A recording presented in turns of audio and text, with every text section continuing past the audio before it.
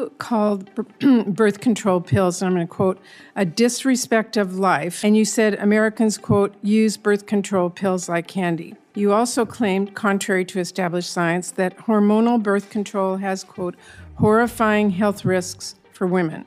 Now, here are the facts. There are 18 FDA-approved contraceptive methods, both hormonal and non-hormonal, and there are decades of evidence showing that every one of these birth control methods is safe and effective. Should women trust the FDA, which approved all 18 methods of birth control, or should they trust your statement? I'm curious if you're aware of what the side effects of hormonal contraception are. I'm curious if you are with the FDA or as Surgeon General, if you're going to tell the truth to the American people. Senator Murray. Thank you, Mr. Chairman. Thank you, Dr. Means, for being here. Let me start with this. You called birth control pills, and I'm going to quote, a disrespect of life, and you said Americans, quote, use birth control pills like candy. You also claimed, contrary to established science, that hormonal birth control has, quote, horrifying health risks for women. Now, here are the facts. There are 18 FDA-approved contraceptive methods, both hormonal and non-hormonal, and there are decades of evidence showing that every one of these birth control methods is safe and effective. So I wanted to ask you, help me understand, should women trust the FDA, which approved all 18 methods of birth control after a very rigorous look at the evidence, or should they trust your statement that there are horrifying health risks to birth control, which contradicts that evidence? Thank you, Senator Murray, for your question. I'm curious if you're aware of what the side effects of hormonal contraception are. I'm curious if you are with the FDA that went through all of these and rigorously looked at them, or as Surgeon General, if you're going to tell the truth to the American people. I absolutely believe these medications should be accessible to all women. And also, all medications have risks and benefits, and in our current medical climate, with the burden on doctors, doctors do not have enough time for thorough informed consent conversations. Some of the horrifying side effects of birth control that I have mentioned include blood clots and stroke risk in women who have clotting disorders, who are smokers, who have obesity. No, it's not general. I'm very careful with my words, and when I say those comments, which are taken out of context, I'm speaking about particular women that can be hurt if there is not informed consent about their medical history, their lifestyle exposures, and their family history. I want those women, and I know you do too, to be able to have a thorough conversation with their doctor and know whether they are at higher risk for side effects when prescribed the medication. Saying that is one thing, but saying on different shows that birth control pills are a disrespect of life is very different. I am passionate about women's health, and I think it is disrespectful that people use to women. Birth controls like candy is very different than what you just said. We prescribe a huge amount of hormonal contraceptive, and I do not believe most of those conversations have informed consent because of the pressures that doctors are under because of our broken healthcare system. I want what's best for women, as do you, and I want every woman who could be at risk for a side effect. 2 minutes left, and I have other questions. Let me move on. Thank you. If a woman died from a stroke or a blood clot because they did not have a thorough conversation. Thank you for your answer. You made that clear. Let me go to another question. Tracy Beth Hogue, she's an anti-vaccine skeptic. She was elevated by the Trump administration to serve as the top drug regulator at FDA. She made comments last week casting doubt on the safety of RSV vaccines for baby. As you sure know, RSV can be deadly even for healthy full-term infants. Do you believe that Dr. Hogue is wrong to question the safety of RSV vaccines? I have not read that article or seen that quote. I would need to know what she said before I commented on that. Well, you do know that RSV is the leading cause of hospitalization for infants. I have a 17-week-old, and I'm very aware of that. You hear her statement. As Surgeon General, would you contradict it? I certainly have absolutely no issue having very frank conversations with anyone in the administration if I believe that their statements are misguided in some way or not fully informed. That's not a conversation I would have publicly first. I would have a private and direct conversation with anyone in the administration if I felt that patients were at risk because of. All right, and I also want to ask you about maternal health. Mental health conditions are the leading cause of maternal death in the U.S., including suicide and overdose deaths.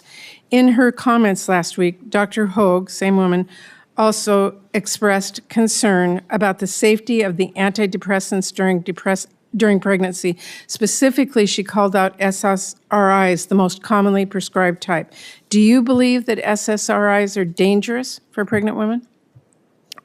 I don't want to be a broken record here, but I do believe that every medication has risks and benefits, and you need to have a nuanced conversation with your doctor before starting a medication. That is, I think, the most responsible position for any doctor to share. Well, strong evidence has shown that SSRIs are safe in pregnancy. Most do not increase the risk of birth defects. Certainly. But untreated Certainly. depression in pregnancy puts women at risk. And I agree with you, but I still think a patient, I don't think it's responsible to make a blatant statement for all Americans. Okay, well, if confirmed as Surgeon General, it will be your job to give accurate and up-to-date health information to the American people. I assume you will take that I will. responsibility seriously. I absolutely do. And I also believe that the American people are looking for a more nuanced conversation about health. And I believe that that will help restore trust in public health. Thank you. Coach Tuberville. Thank you, Mr. Chairman. Dr. Means, thanks for being here. Congratulations on expanding your family. And I know it's an exciting time for you. I also want to thank Assistant Secretary of Health, Dr. Christine, for being here. Thank you for your service.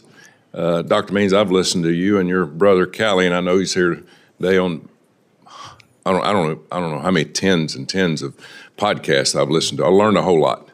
Because I grew up in the health business as a coach, 35 years is all about nutrition. So the question I want to ask you is, how do we get around this? I talk to people in the healthcare business. And in the medical field, when we train our doctors, we don't teach anything about nutrition. Everything's about a priority. And those priorities are fine. But we need to teach our doctors and nurses about nutrition, about what to put in their body. This epidemic we have going on chronic disease, as we've all talked about, is out of control and getting worse. So how do you prioritize that? Thank you so much, Coach. And I really, really enjoyed getting to know you throughout this process. Thank you. This is so key, what you're talking about. Reforming medical education to focus on root causes. And one of the key root cause modifiable factors of chronic disease is nutrition, as we all know. There has been incredible momentum already in the administration towards making this possible, starting with the Dietary Guidelines for America, which came out about a month ago. This is the first time we've had a full-throated denunciation of ultra-processed food, and I think this is historic. It's historic when the federal government says that out loud. What that is going to do is impact medical education. It's going to impact procurement regulations for billions of meals served and paid for by federal dollars every year. We're going to see real food, more real food, less ultra-processed food going into the National School Lunch Program, prisons, hospitals, and other federally funded organizations.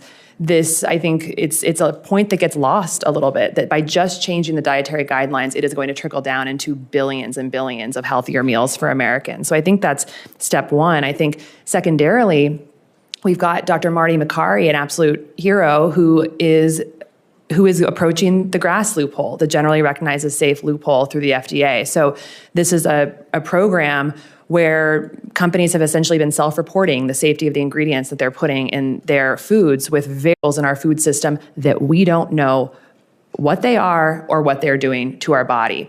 By addressing this loophole and starting to have much more scrutiny about what's going into our food, this is going to trickle down to affect medical education, affect culture, affect what companies are putting in the food. The zeitgeist is going to shift about a lot of this because we're going to start to have transparency about what is even in our food system. additional things are happening that are just incredible around food. There was just $700 million put forward towards regenerative agriculture. So we're going to have more investment in research and studying of soil health, water quality, nutrient density of food, and how that's affecting our health. That's going to trickle into medical education.